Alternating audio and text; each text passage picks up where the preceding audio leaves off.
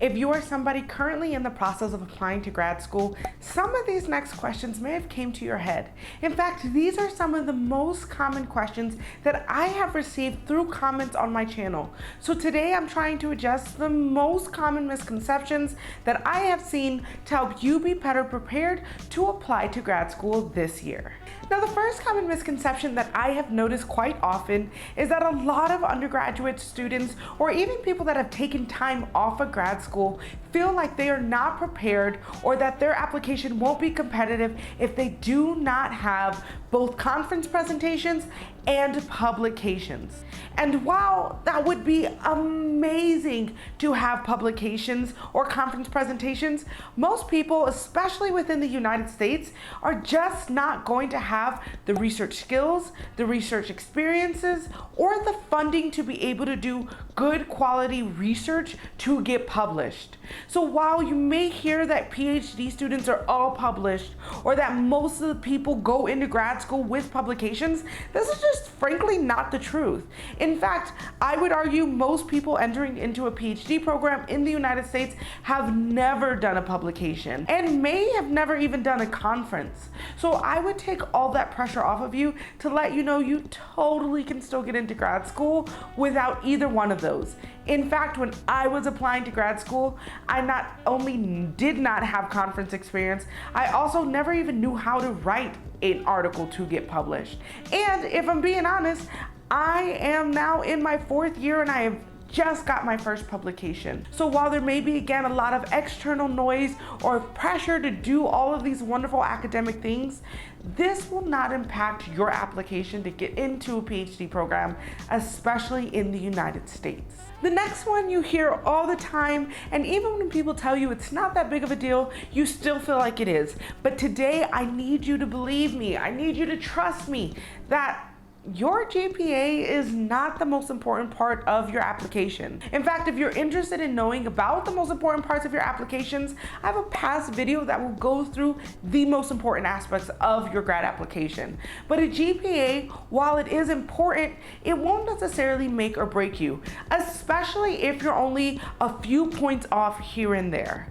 Now, of course, if it's a large number where maybe they expect a 3.0 and your GPA is a 1.0, then yeah, they may keep you from being able to get in this round.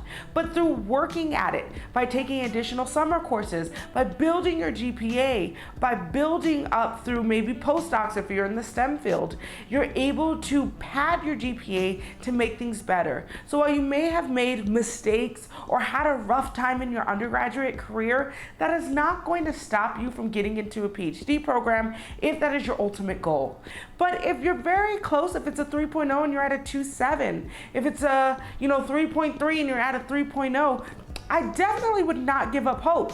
In fact, I would just encourage you in your personal statement to talk about what you did in undergrad or in your previous education experience that caused your GPA to be below the requirement, and a plan that you are expected to put into play as a graduate student to make sure you have a better GPA when you are in your grad school process. This is important because, again, schools understand undergrad is undergrad and people make mistakes. And at the end of the day, what's important is about what you are able to do in the future. So if you acknowledge something that you've done in the past, create a solution, or you present yourself as solution oriented, and then have a plan that can be implemented to help you with your GPA, grad schools will look at that very positively, especially if it's super applicable or feasible or reasonable. So again, don't think your GPA is going to make or break you. If it's super, super low, there's still options to bring it up.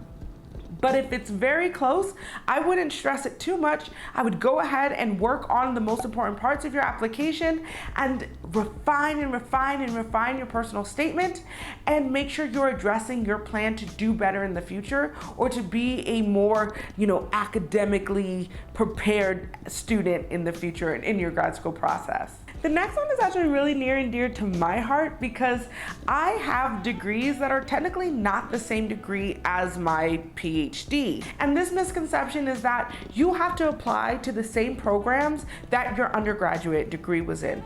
And that's just not true. When I was in my undergrad, my degrees were in art history, international studies. And I was applying to ethnic studies programs, literature programs. This program that I'm in at UCLA is a culture studies program. So what is more important than just staying within your discipline or focusing on a degree is really thinking about what type of research you want to do and how that particular program is going to help you succeed.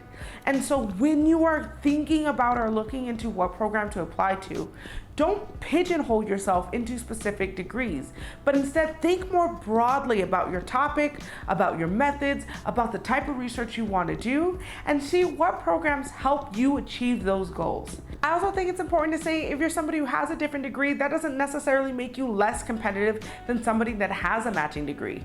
I don't think somebody with a undergraduate degree in culture studies would have been more competitive than me. It's all about your holistic application. So don't put doubts or insecurities into your head based off of something that degree programs or graduate schools just really don't care about that much. Just make sure you are presenting the best application you can. Now, if you're somebody trying to figure out what type of graduate program is for you, I have a video that I'll link at the end screen that talks all about how to choose the best program for you. But generally, really thinking about what is your goal, what are your professional goals, and how do you like research are a great way to start, and then finding a program that fits those needs. Which leads to the next common misconception, and that is if you get rejected, it's because you're just not good enough or you're not smart enough. False. That is not how grad schools work. When you are applying to graduate schools, your grad review committee is not looking at who's smart and who's not, or who's intelligent or comes off as, prestigious. That's not really what they're looking for.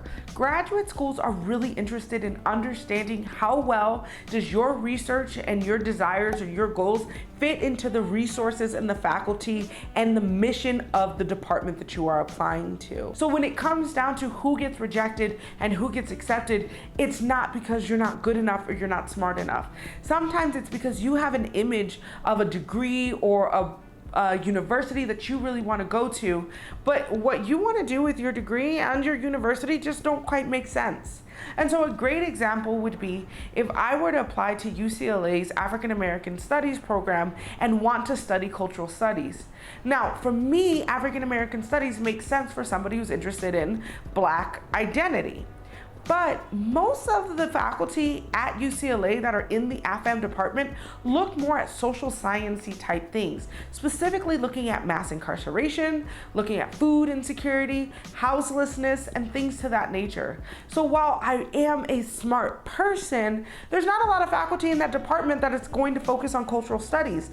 And so it's very likely that I would have got rejected from that program because nobody could be a mentor to me or guide me through my research because nobody's researching the same thing.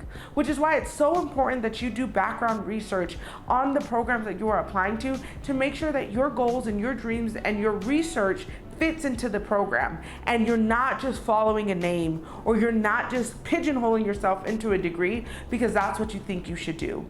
Instead, look at the program fully to make sure that what you want to do is what they are able to help you do as well. And the next misconception is actually super common, especially the longer you take to get back into school, and that it is too late for you. That because you've been working for so long, or that you've been taking care of your family or whatever, that you won't be able to have access or that you won't be a competitive applicant. I can understand that it is overwhelming and really intimidating to get into grad school after taking a long break. And when it comes down to it, grad schools aren't going to judge you more harshly for taking time. And if you write your personal statement well and demonstrate how your experiences outside outside of school inform your research or help you become a better researcher, I would argue that that break from undergrad or from your master's to your PhD is going to be more valuable than just going all the way through. There's also just a lot of life to live when you take time away from graduate school. I went through school back to back to back, undergrad, master's, PhDs, and there's a lot of things that I haven't done, like built a substantial savings or held a sustainable job. And those things really do influence how you view the world and how you're able to conceptualize research. So while yes, it may feel like you're not prepared or you're not smart enough, or maybe you can't even remember the last time you've read something, all of that is okay. When it comes down to it, the most important thing is that you are interested and dedicated to developing good research. And then the rest is just being prepared to do the application and demonstrate just how capable you are to do the work.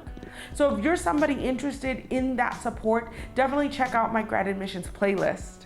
If you found at least 2 things useful, hit the thumbs up so YouTube can share this video with others who might need it.